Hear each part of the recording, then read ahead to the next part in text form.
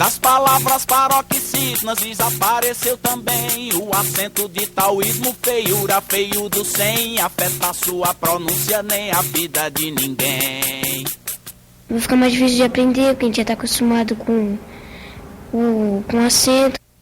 O acento circunflexo não será usado mais nas palavras de grafia com os seus derivais. Abençoou o mago, corou, perdoe demais.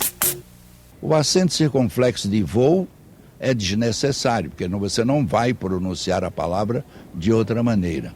Colocar acento circunflexo em creem, lei, dei, vem é um erro de morfologia, porque o plural já está indicado pelos dois S. De modo que se você usa creem com dois S, dispensa o acento circunflexo. Decretaram o fim do trema. Caíram alguns acentos. As mudanças na ortografia são mínimas no universo de 600 mil palavras que tem o português, mas o suficiente para gerar críticas e divergências entre os especialistas em língua portuguesa. No Brasil, 0,5% das palavras foram alteradas. Nos outros países, 1,6%. Embora a origem da língua, o berço da língua seja Portugal, hoje os utentes da língua são, na sua grande maioria, brasileiros. Nada mais natural do que as normas, digamos, sejam determinadas pela forma que esses utentes da língua querem e da forma como eles a utilizam. Algumas palavras permitem a dupla grafia, como tênis e bebê. Porque depois de quase 100 anos de deriva ortográfica, a unificação completa, total, tornou-se impossível. Portanto, o que fizemos foi unificar a ortografia.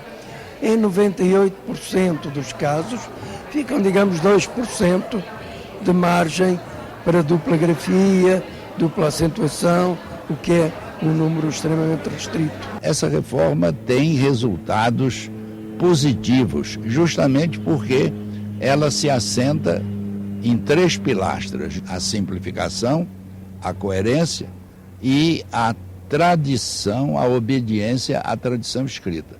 Isso significa que as mudanças são mínimas. Mas as críticas às novas regras ortográficas ainda são muitas. Todos os lusófonos somos escravos ao dicionário. Porque nós não somos ilógicos, mas as regras ortográficas são ilógicas. E o acordo continua com regras ilógicas. Se você fala hoje para um aluno que a exceção comprova a regra, ele não sorri para você, ele ri de você. Tá? Ele fica com pena. Como é que um cara desse aceita um negócio desse? Eles não aceitam regras com exceção. Ou é regra ou não é. A questão de você ter exceções à regra é da natureza da língua, porque ela está o tempo todo também mudando. Professor de português há 46 anos, Hernani Pimentel organizou o movimento Acordar Melhor, que aponta incoerências no acordo ortográfico. Linguiça e enguiça vai dar problema em quem estiver aprendendo a língua. Como é que vai saber se vai ler gui ou gui, se é escrito do mesmo jeito? O trema não é ortográfico, ele é ortofônico, ele não poderia ser objeto de um acordo ortográfico. Eu tô te explicando para te confundir, eu tô te confundindo para te esclarecer. Nenhuma língua está isenta de erros no seu sistema ortográfico. O professor Hernani defende outras mudanças para facilitar o aprendizado do português. Na realidade, nós não vamos mexer na língua. Diferença de G e J antes de E ou de I. Você não sabe, eu não sei. São 400 horas aula gastas para ortografia.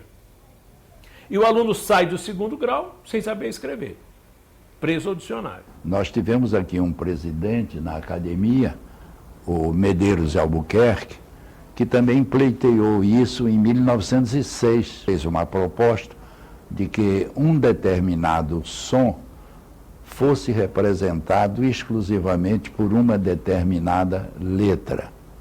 Então, por exemplo, o som Z, que você em português hoje pode representar por S na palavra casa, pode representar por Z na palavra fazer, pode representar por X na palavra exame, não é? Então esse som seria representado, esse som Z, seria representado somente por um Z. Então você ia escrever casa com Z, ia escrever fazer com Z, ia escrever coisa com Z, etc. Ora, se você adota esse critério, você pode aparentemente resolver um problema ortográfico, mas vai criar um problemão do ponto de vista semântico, significativo das palavras.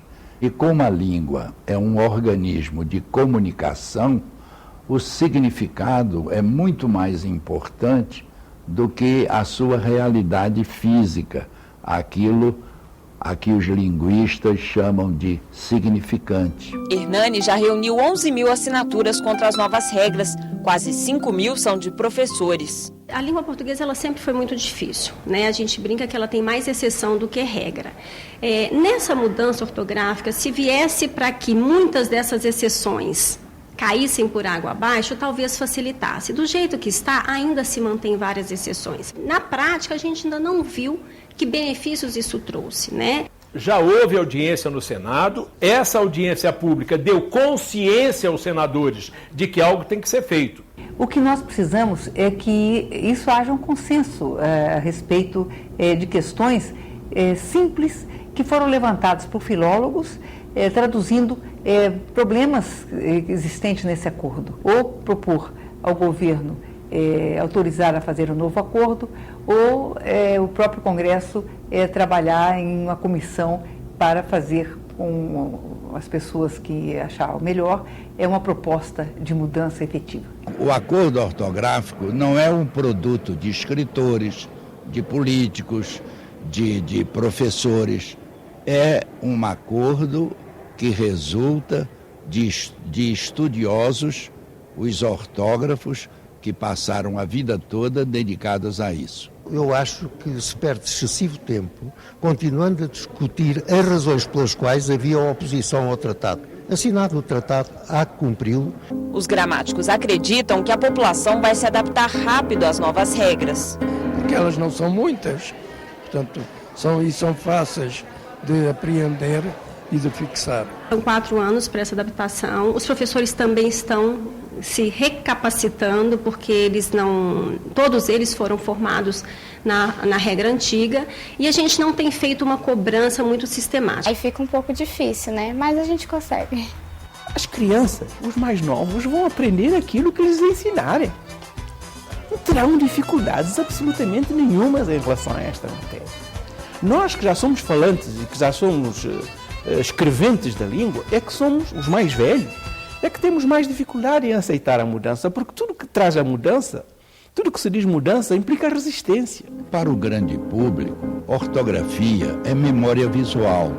Você escreve a palavra como a vê escrita num livro, num jornal, nas paredes, etc.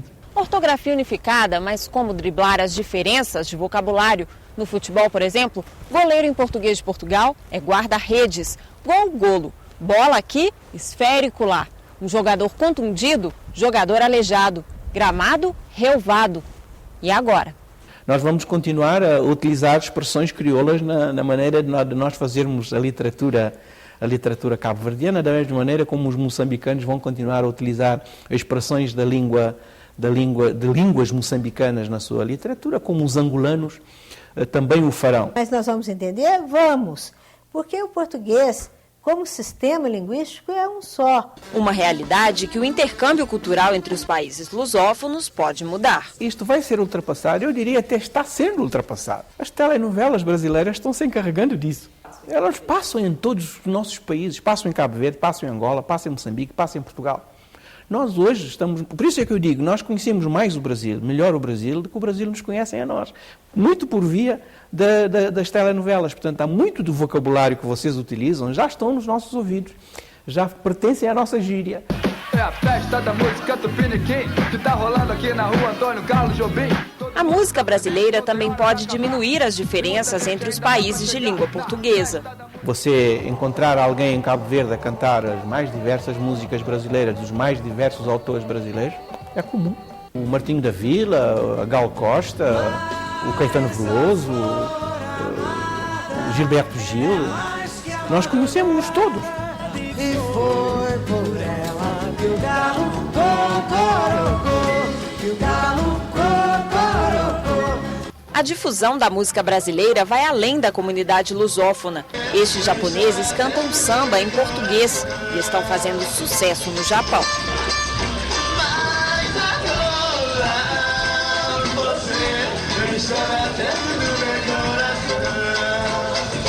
Isso é que é mundo globalizado.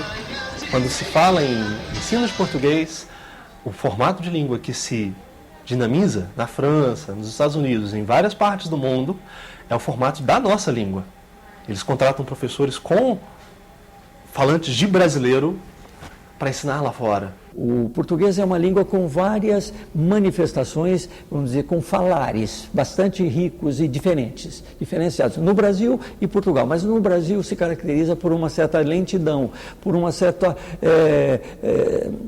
gosto da fala sonora. Quer dizer, uma língua muito sonora, com vocais. Quer dizer, uma língua para ser sonora tem que ter muitas vogais. Parece que os mass media vão se encarregar de fazer com que a globalização do falar brasileiro é uma realidade que a gente não pode contornar, não poderá contornar. Vai na fonte,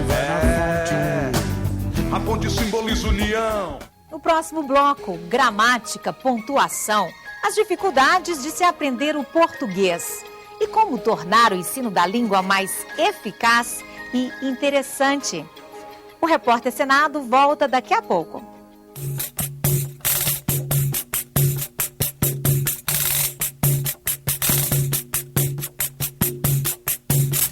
Esse acento é dito e visto como diferencial. É pra diferenciar por dispor que é um casal que tem pronúncia igual e sentido desigual. O para, ele muda o sentido, né?